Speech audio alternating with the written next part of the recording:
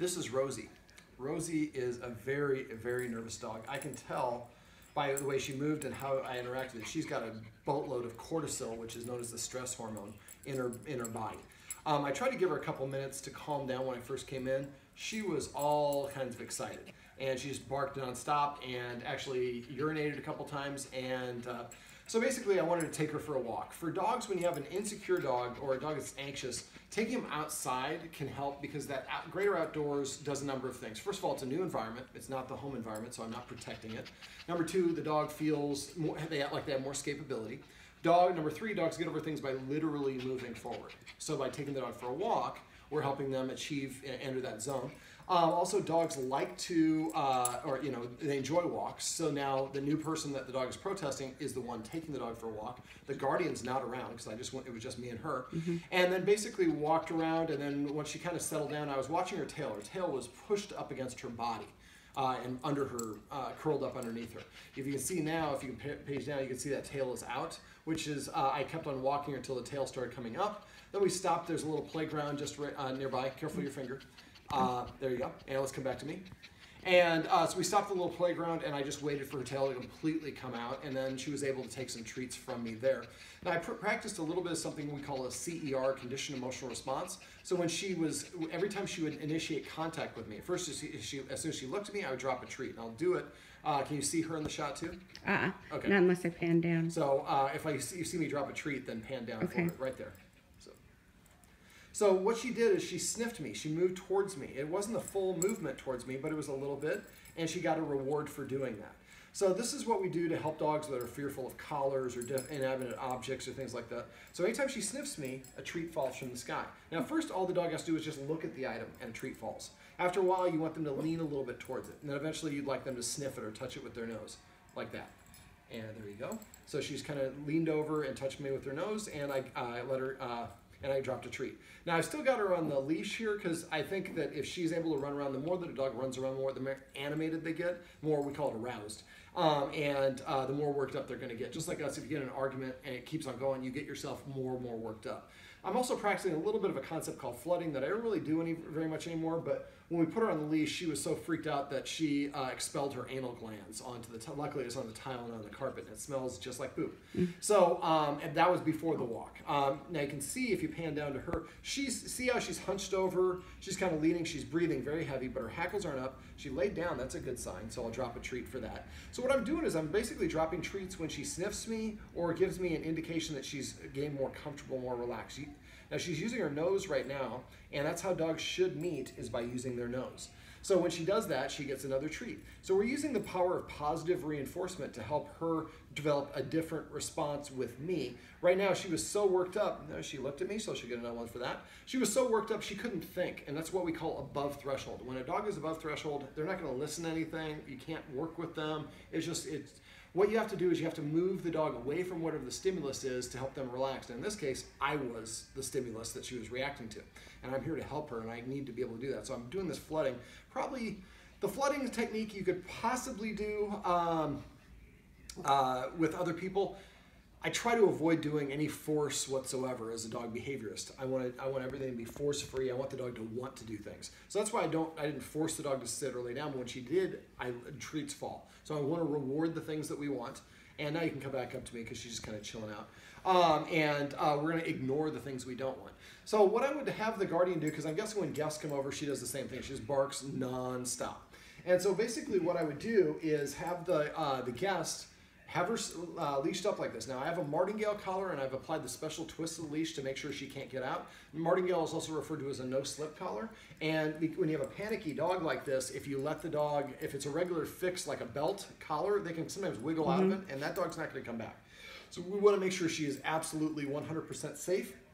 The martingale collar can be nice and loose. When they pull on the leash, it cinches it shut. It is not a pain-causing collar like a prong collar or pinch collar. I am vehemently against those. I don't want to cause the dog any pain. In this case, we need to help her get past this big hurdle of her being too worked up. She barked the entire time, and you can hear she's not barking now. If I let her off the leash, she probably would run away and do a little bit more barking. We want her to practice. She's like on cue. We want her to practice. Now, if I give this to her, I'd be rewarding her for barking. So I'm using, there we go, sit. She did something I like, so I can give her a treat for sitting. Now, I'm using this to distract her. Dogs' nose controls 60% of their brain. They can't multitask. So if I give it to her while she's barking, I'm rewarding the barking. But as soon as she SITs, I'm going to give it to her. And I go back to her nose if she disengages. So you want to keep the treat within an inch of the dog's nose. And as you see, she's much more interested in the treat than she is at her fear of me or barking at me.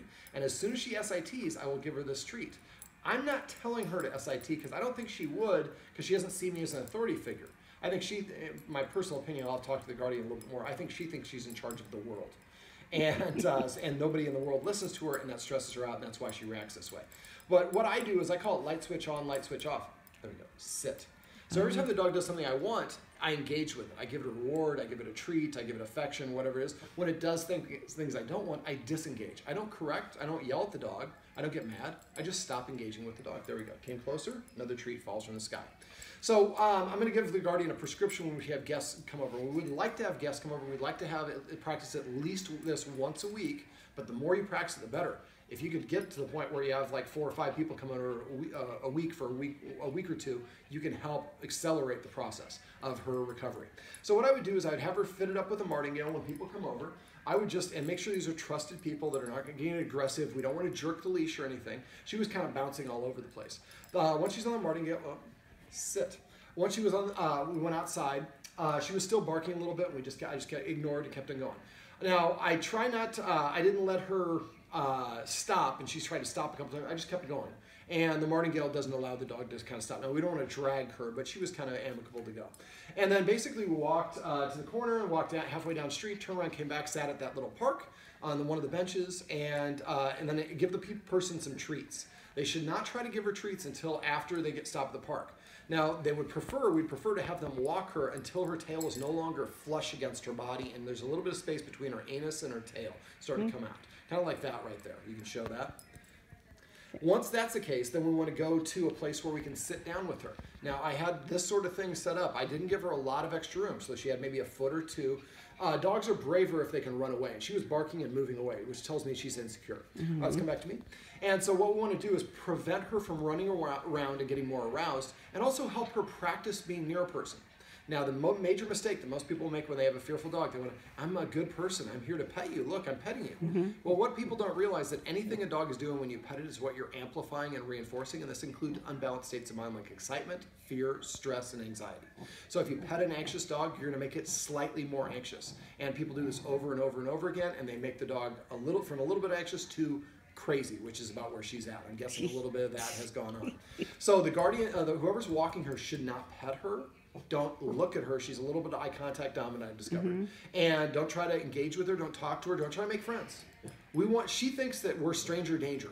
So what we have to do is we have to earn her trust, and we do that through our actions, not what we tell them, because she doesn't understand English anyways. So now if people come over and they take her for a little bit of a walk, sit, sit. And they take her for a little bit of a walk, and then they stop and they wait for her to sit. And I waited for her, and she was breathing really heavy. Her hackles up here was elevated. You see the hair puffed out. And like I said, the tail was tucked. So I kind of waited until the tail came fully out, and then I started offering her treats by hand to get her to take them. Now sit, sit. I asked her for a sit. She wouldn't sit out there. And for dogs, sitting is a more subordinate position. It's also like you're not the boss of me. So if she does that, I'm going to choke her up a little, choke up on the leash and not choke her up. To bring her a little bit closer to hopefully prevent a little bit of that barking. Now, the other technique you could use is pull out the treat and put the treat in front of her nose to redirect her attention, but don't give it to her until she sits, and there's at least a 1 or 2 second pause between her barking and stopping barking. So once the person gets to the place, just sit down, ignore her again, have them pull out their phone, check a couple of emails, play a little word with friends, whatever it is. When her tail comes up, the hackles go down, she stops breathing quite as heavy. She'll be breathing a little bit, but not as bad. Then you can offer a treat. Now in here, if you notice, I kind of held it towards the one I'm sitting on to get her to walk towards me. I want to play a little bit of hard to get. I want her to come to me as opposed to me going to her. Because she's already in a panic state. If I go to her, that's going to freak her out. But if she's coming to me, she's the one doing it, makes her, again, feel a little bit more empowered. And when she approaches someone, something good happens. Sit. Sit. Now, as soon as they come back in, I would do the same sort of thing we're doing here, probably a little bit of flooding, have them sit about 5 or 10 feet away from you and have them step on the leash so she can't run around, and give her, I mean, it's a pretty short leash. And at that point, we want to, now up there, we hopefully have given her a couple of treats by hand. Don't tell her to do anything, just let her lick it out of your hand. And we want to wait there until she's taken 1 or 2 treats out of her hand before we come back here, because I want her to kind of start to build up a positive association. And then once she comes back in here, the person sits down, we have her like this on the leash, we wait for her to, you know, if she's barking, tell them to sit, the same sort of things I'm doing in this video. And you see she's breathing heavy, but not super heavy. There you go, she sat down, sit. Whenever I give a treat, I always say the command word after the treat goes into the mouth. So she sits, I give her the treat, and I say sit immediately after. Does she have a command for lay down? No. Crash is the word I like to use. Crash, so when she sits, give her the treat and say sit. Now I'm taking the treats, I'm cutting them in half because she's a little one. I'm gonna leave, I use Tricky Trainer chicken liver flavored treats. We want a really, really, really high value treat. Chicken liver has no, these treats have no preservatives, and they have a really strong aroma, which you see she's very interested. And so basically we want her to just practice, hey, when a new person comes over, they don't try to pet you, they don't try to look at you, they don't interact with you. Matter of fact, they take you for a walk, then they give you some treats, then they come back and they give you some more treats. Now, as you go through this, you should start noticing her getting a little bit calmer, quicker, and being a little bit more familiar or more comfortable with these new people. Now, if possible, we'd like to have that same person come back a couple days later and repeat the process, and you should see a dramatic acceleration for those people. But I'd like to have her get about, in the next maybe 2 months, have at least 20 people take her for this sort of a walk. Oh, wow. So ask if you have a neighbor. Neighbors are great because she's going to see the neighbors. And so that brings a little bit more continuity. Now, see how she kind of sat? She's sitting on her hip, which to me means that she's more comfortable, because if she's not comfortable, they won't sit or lay down. When they lay down, they'll sit or lay down on their haunches so they can pounce into service. If she's on her side like she is right there, she has to right herself and then get up and then start moving. That's an extra movement or two. And dogs won't do that unless they feel comfortable and relaxed. Now, again, the thing I'm not trying to do is pet her or talk to her or be buddies with her. I have to earn her trust through my actions by not touching her. And that's the hardest thing for a lot of people, because we want to show I'm a good person. Let me show you, let me pet you and show I'm good. Now, if we do this and get to about 20 people or so in the next month, 2 months maximum, what we should start seeing is she calms down faster and faster, because now she's developing a positive association. Now, we just started the session. I'm going to spend a couple hours with the guardian talking about all the little things that humans tend to do to cause the dog to get stressed or nervous or think that their job is to protect the guardian. So we're going to attack this problem on multiple fronts.